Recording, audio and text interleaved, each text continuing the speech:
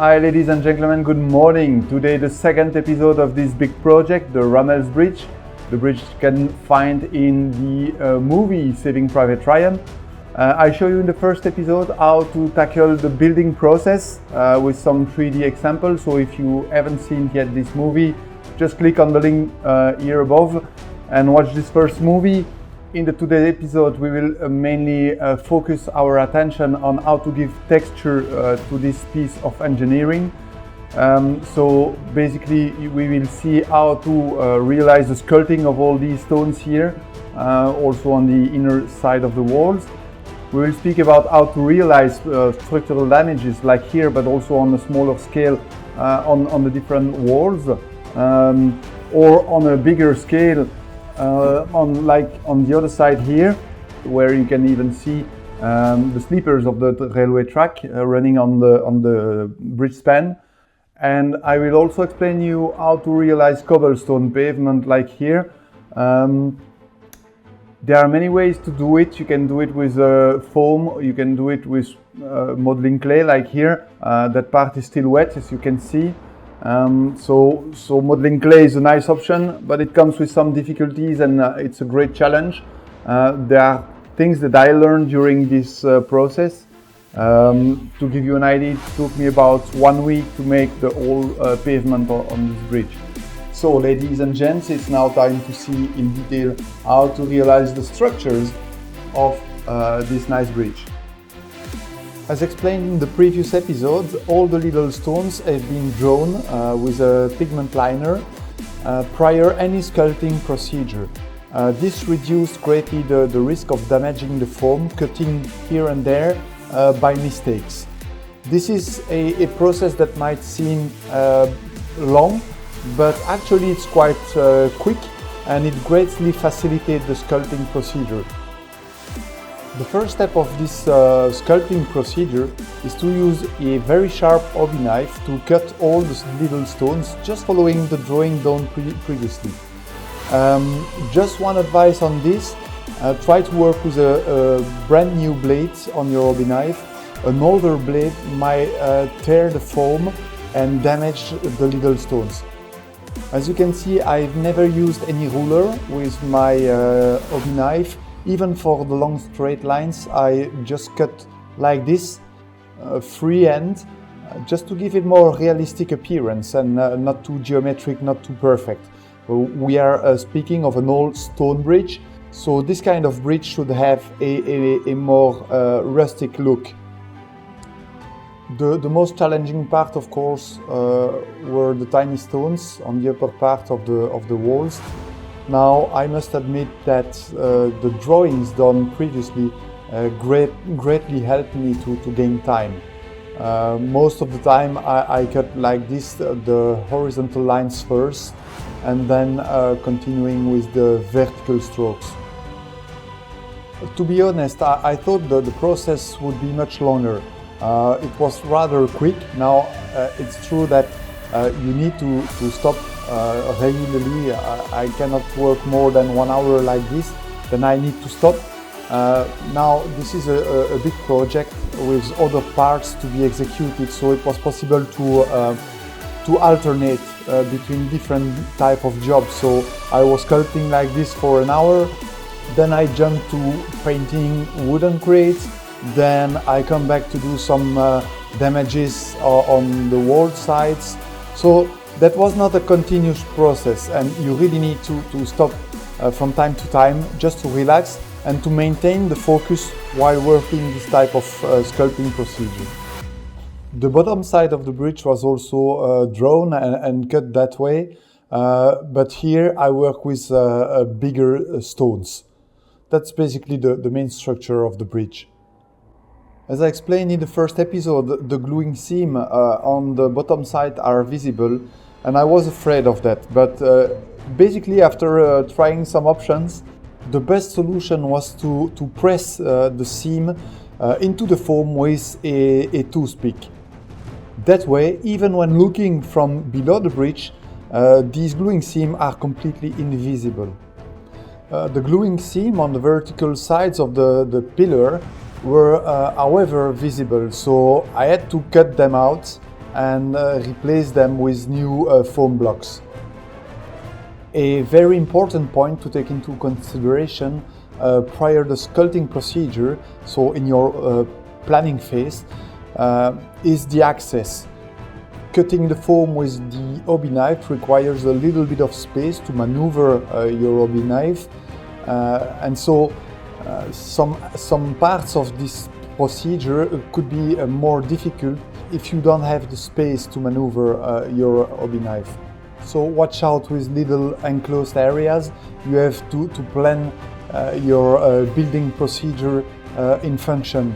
So for example, in this case, if I had glued my bridge on its support, it would have been impossible to sculpt the bottom side of the bridge and even to paint it. The second step of this sculpting procedure is to enlarge all the cut lines we did previously. And for this I use different little tools. Here you see me working with a metallic dental curette. That was my principal tool to do this work. It proved to be quite efficient, especially for the tiny stones. But I also used a toothpick from time to time, and at some location for longer straight lines, a piece of hard plastic used to bend the photo etch parts. There is no strict rules on that. I think you have to use the tool you feel more comfortable with.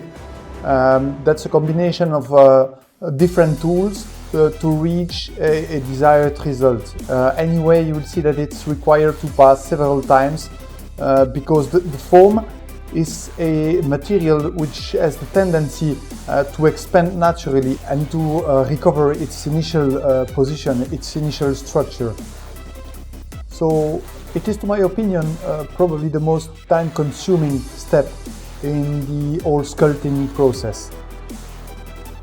Now that the sculpting procedure was completed, especially on the bottom side, it was time to put in position the pillar support. But I had first to sand them. I started with a 280 grit sandpaper just to smoothen a little bit all the angles, and I fine-tuned this sanding action with a 1000 and a 2000 grit sandpapers. To give a bit more texture to these concrete supports for my pillars, I use this homemade pastry roller.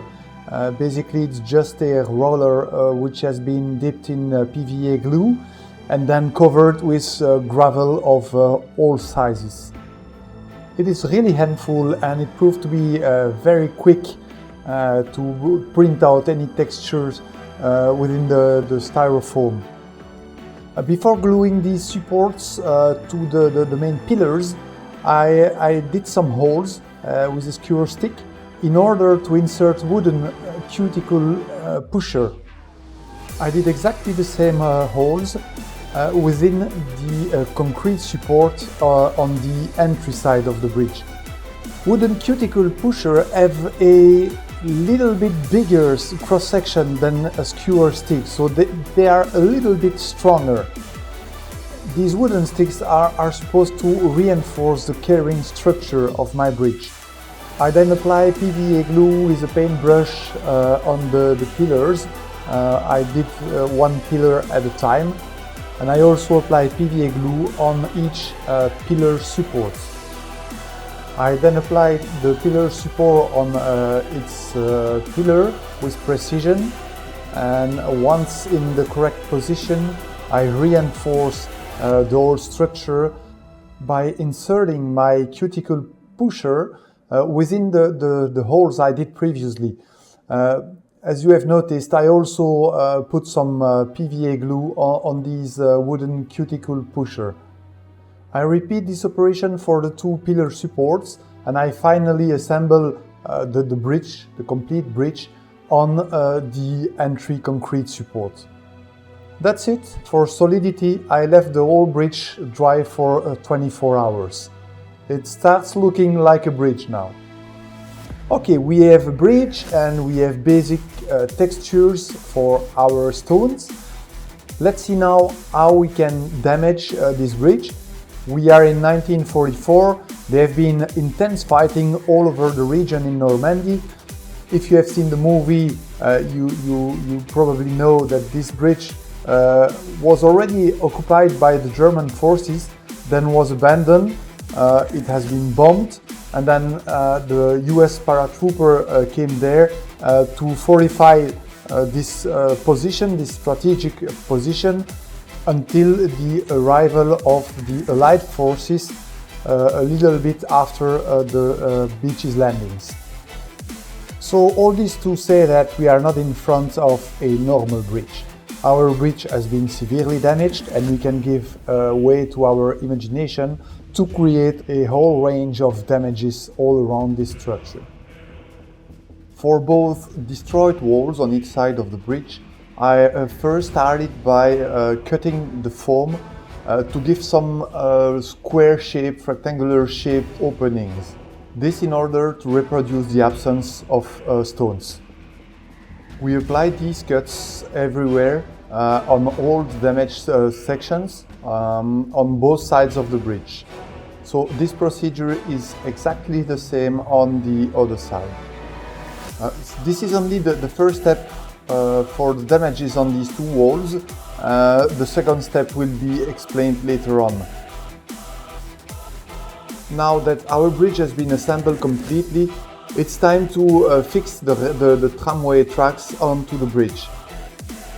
To fix these tracks on the foam bridge, I use PVA glue, and to reinforce the grip of this glue on the tracks and to be sure that these tracks won't move in the future, I apply some cuts with my Proxxon mini drill all around the sleepers of these tramway tracks.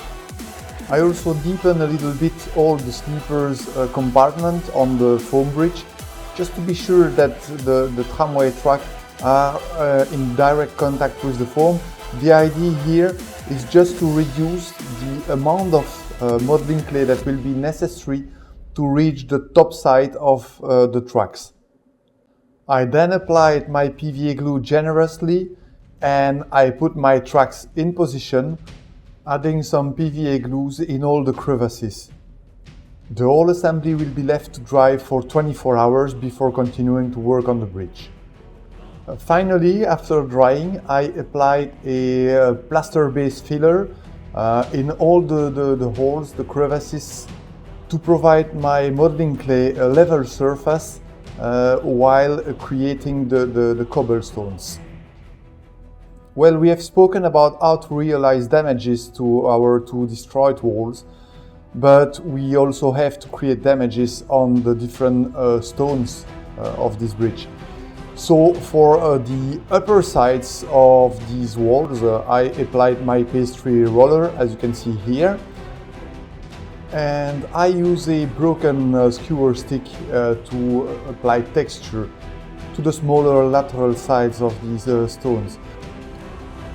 I then used my hobby knife to create cracks on these stones. I did cracks of all type of length and depth, and I also sometimes enlarge these cracks with my hobby knife blade. Sometimes, like here, I'm removing parts of the stones. The idea is to damage the wall on a very random manner. I also use my broken skewer stick to apply texture to my remaining stones. Here you can apply quite a lot of pressure on your stick. Do not be afraid to punch the foam, because as I explained, the foam has a natural tendency to recover its initial position. Sometimes you can even apply much more pressure, like here, to push a particular stone deeper into the wall, and that way create a more 3D effect. And I applied the exact same procedure on the tiny stone. This procedure creates a very nice three-dimensional effect on the stone walls, creating depth, but also creating damages. The bottom side of the bridge will receive the exact same treatment with the broken skewer stick, but as well to create cracks and damages on this bottom side. To simulate bigger damages due to impact of different projectiles, I use my tweezers to remove some foam left and right. So the idea here is to remove broken stones that have collapsed after shell impacts. I also create cracks with my hobby knife on the biggest stones, of course.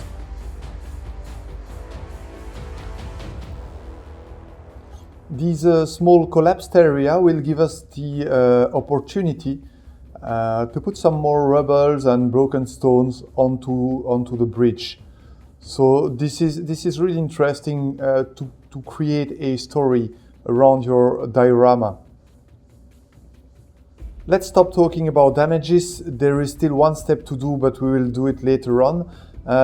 We will now speak about the cobblestones. These cobblestones were done here with modeling clay. I had to create myself little tools to create the cobblestone shape using the modeling clay. And for this, I use brass sheet. Each little tool is composed of a little brass sheet that has been folded and welded and then glued onto a little evergreen styrene rod. So after a small research on the internet, I based my tool sizes upon the most common dimension of cobblestones used for street pavement in France. To give a more rustic look to my pavement, I decided to work with 4 different sizes. The rectangular one was only used for the lateral sidewalk on one side of the bridge. You will see that later on. And the 3 square ones were used in combination to realize the main pavement. The main size used was the 5 by 5 millimeters square. This size represents approximately 80% of the street pavement. The 20% remaining were a mix of the 2 remaining sizes, the 4 by 4 millimeters and the 6 by 6 millimeters. Before entering the detailed explanation on the execution techniques, here are a few advices to work with modeling clay. First of all, always try to use new modeling clay packages. Try to avoid all these old packages already used and a bit drier. Second, do not mix it with water. If you do that, it will turn like mud and it will be impossible to work with. It will stick to your tools. Third point, always apply a thin layer of PVA glue prior application of the modeling clay on the support. This layer must be very thin in order not to modify the structure of the modeling clay. If you apply too much PVA glue, this glue will mix with the modeling clay and this will create a sticky paste. Use silicone gloves. It will prevent your hands to get dirty and you won't create digital prints on your clay during the modeling clay preparation. Advice number 5, try not to work with a too large area in one time. I observed that it was much easier to work with a small tennis ball size portion. That way the modeling clay stays fresh and it's easier to work with. And the final point, to my opinion, it seems that a layer of modeling clay between 3 and 5 millimeters is ideal. Less than 3 millimeters, you might get a chance that the cobblestone is torn off while removing your tool.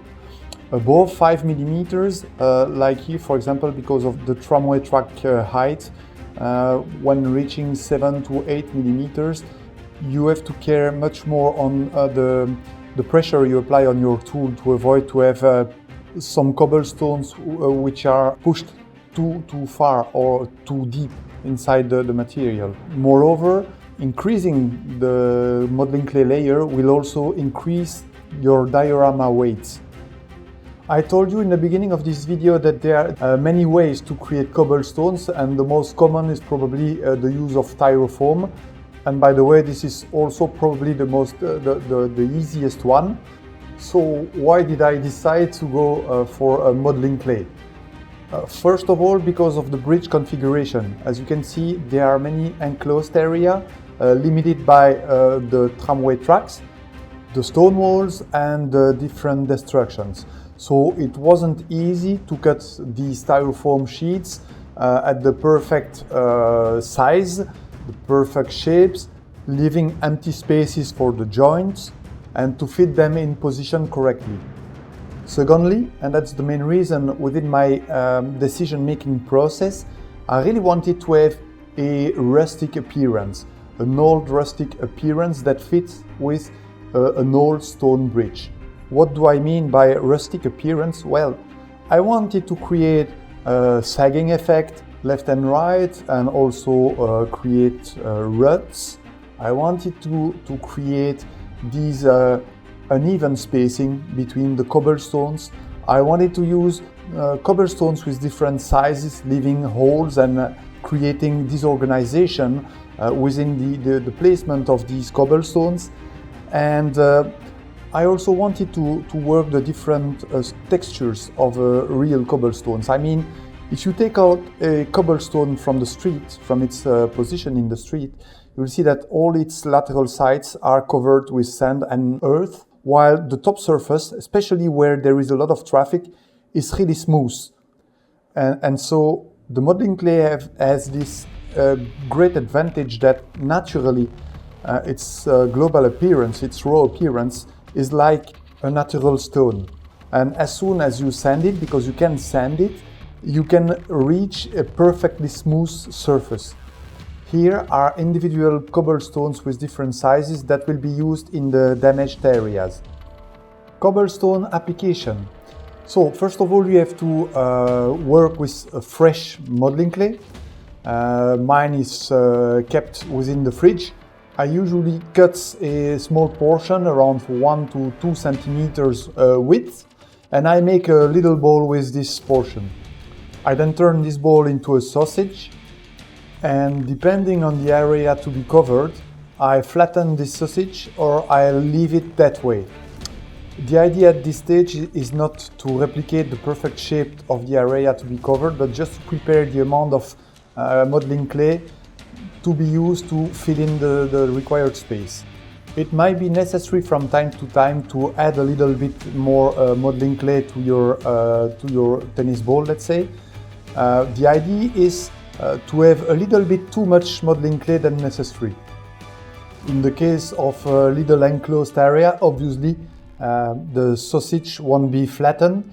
We will just push it inside of the area and move forward to apply the modeling clay. Once you judge that you have enough modeling clay and your preparation is ready, apply PVA glue on all the area to be covered with modeling clay. As I mentioned previously, watch out not to apply too much PVA glue. The layer must be very thin. That's why I apply it with a paintbrush and I remove the excess with a paper towel. Nice, we are ready to apply our modeling clay. Watch out here, do not apply with pressure the old portion on the glued surface. The idea is to apply the modeling clay on the glued surface progressively so that you can push it towards the correct location. If you put the modeling clay on the glued surface too soon, it will be much more difficult to spread it out. To help me out to level a little bit more the top surface, but also to create the ruts in the pavement, I used a small glass bottle. In this case, it was a debonder bottle. I just used it as a pastry roller. As you can see, it's easier to work with a little bit too much modeling clay. That way, you can remove the excess just by using a hobby knife. Prior to start the sculpting procedure, it's important to continue working the top surface of your pavement. Here I use the glass bottle to print the ruts into the pavement, and I also use this bottle to level a bit more the top surface. I said in the advices initially that it was better not to mix water with the modeling clay. Anyway, after the modeling clay application, given it took some time, the top surface generally is a little bit drier. The consequence of that is that this top surface will be less flexible. The problem with a less flexible surface is that while sculpting, this surface might tear and create little cracks on top of the cobblestone.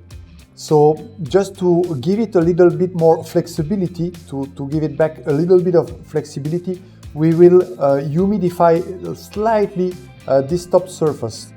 It will also allow us to reduce the number of wrinkles and folds that appeared on top of the modeling clay during the application.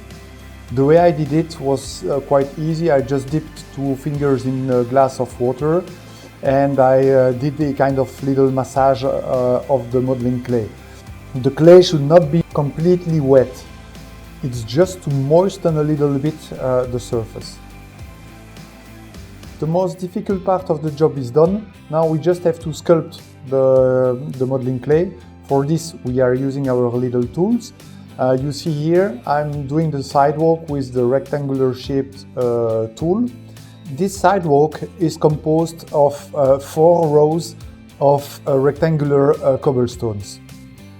I then continue to sculpt the rest of the pavement with the 3 other sizes, the 3 square ones.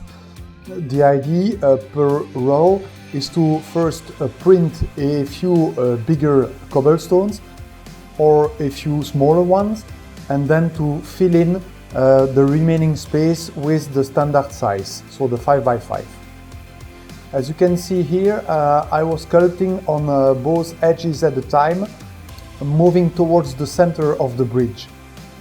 The idea behind that procedure was to avoid reaching the other edges of the bridge with a too important misalignment. I applied this procedure in all parts of the bridge, whatever the type of area I was facing. Sculpting in itself was probably the easiest part of the game. I think the most important part was the modeling clay preparation. Working on a rustic look with different cobblestone sizes implies a kind of disorganization and misalignment, just like in the reality, creating some spacings between some cobblestones. I did some researches on the web, but also outside around my house to see how big could be these spacings between the cobblestone in old paved streets. You can see here some photographs I've taken with my cell phones in small streets around my house, and here we can clearly see that the spacing between cobblestones is quite irregular. It ranges from a half centimeter to 6 to 7 centimeters in some location. Sagging effect is also very common on this type of street. The sagging effect was already done during the modeling clay application, just like the ruts. Now, for the spacing between the cobblestone, you will have to use a toothpick, like here, to press downwards the modeling clay which is located between the cobblestones. These cobblestones which are a little bit distant from each other. You can also remove easily one cobblestone here and there to make it even more realistic. To give you an idea of timing, the wet area here I'm working on take about 2 to 3 hours to be done completely, from nothing to the final result. You can also simulate some broken cobblestone with the hobby knife. Now watch out, it should be rare because one cobblestone weighs about 10 kilos and these stones, generally speaking, are really resistant. As you can imagine, it was impossible to do the whole bridge in a day. It took me about 1 week to make the whole cobblestone for this bridge. So that means that there were some junction between the different days. In order to have clean junctions, nice and clean connections, without being noticeable, it was necessary to remove one row of cobblestones on the junction sites. just because the extremities of the modeling clay areas have a little tendency to sag a little bit. To perform this action, I advise you to wait at least 24 hours when the modeling clay has already dried a little bit. I also advise you to wait at least 24 hours prior to realizing any junction. That way you won't deform these cobblestones while pushing the new modeling clay. By looking closer to some movie images, we will notice that the top side of the triangular pillar were not covered by cobblestones but by sand. I did my own mixture of different sand having different grain sizes to fill in these areas. I then poured this mixture into these locations, protecting the work done previously with the cobblestones, and I fixed it with the diluted PVA glue. The dilution ratio is 3 per 1, so 3 parts of water for 1 part of PVA glue. This is a temporary situation. I will still have to add one step and more gravel later on, but it will be after the painting process. It was also necessary at this stage to create the tramway track ballasts, so on that part of the bridge which is damaged and where the sleepers are visible. I applied locally PVA glue with a fine paintbrush on which I add small gravels.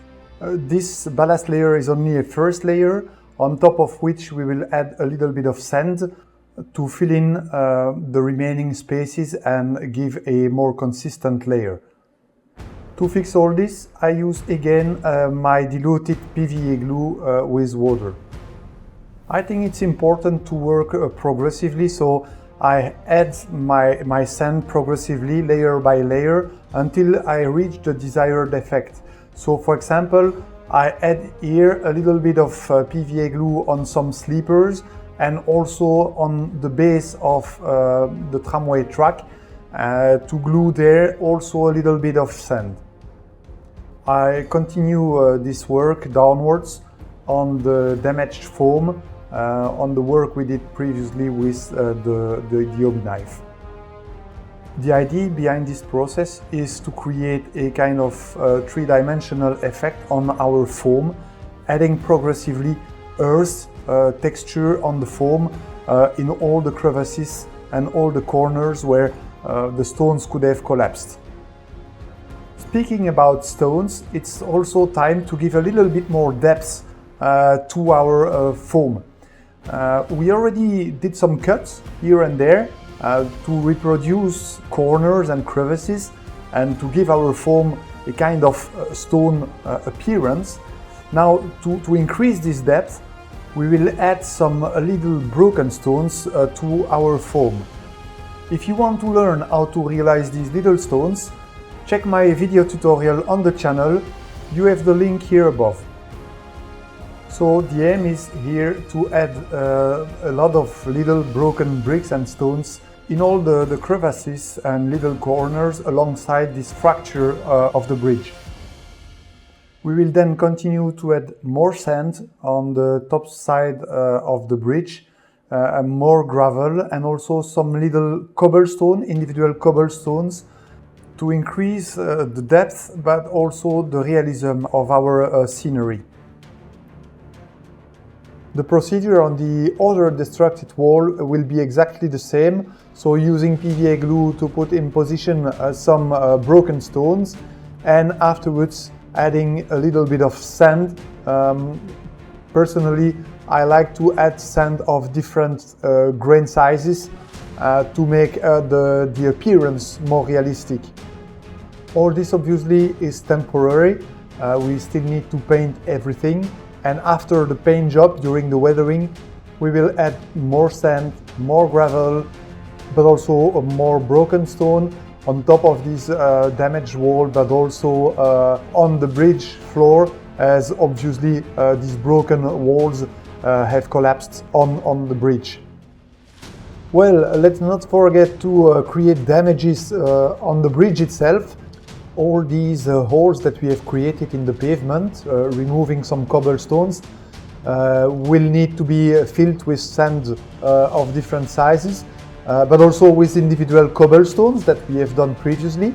For the time being, I limit this work within these holes and not going beyond these walls. It's a matter of organization for the future work to come. The final step will be done after the painting and the weathering process. I've also decided to create a small bomb crater at the entry of the bridge. As this bridge was severely damaged by a bomb impact, we can imagine that at least other bombs missed the target. And we can also see in the movie the German soldiers lying down in some pits, some gaps, some little bomb craters to fire at the US troops. Basically, the procedure to create this crater will be exactly the same as to create the damaged wall. I mean, we will just make a small hole within the modeling clay, and then I will fill in this hole with sand, broken stones, gravel, and so on. Given the bridge entry was much closer to the first building of the village, we will add much more broken bricks. As these houses were bombed and completely destroyed, we can imagine all the bricks fragments were flying through the air and landing everywhere on the bridge, especially close to the bridge entry. That's also where in the movie you can find the more rubble. I will add also in the future timber roof elements coming from the different houses. So at this stage of the construction, I will limit all these rubble to the bomb crater itself. Given our Tiger tank was coming from that direction to enter the bridge, it was interesting to add small details by printing the tank track within these rubble. To do this step, I used the excess of frill tracks I had from my Tiger 1. To conclude this rubble episode, I told you previously that I wasn't in possession of enough tramway track to complete the complete bridge span. So instead of buying a new kit to fill in this space, I've decided to hide this part with rubble, which also makes sense given it's the part with more rubble in the scenery. But as you can see, I left a few cobblestones areas that will emerge from these rubbles just to create the illusion. Okay, last point for this episode, sanding. After 2 days of drying, I sand the whole bridge with sandpaper with different grit. I use 600, 1000 and 2000 grits just to polish my cobblestones and rectify these cobblestones that were a little bit strange due to modeling clay imperfections. Well, this is it for this episode, guys. If you have any question, do not hesitate to leave your question in the comment section below. I'll be more than happy to try to help you out for your own project. See you next time and greetings from Portugal. Ciao, ciao.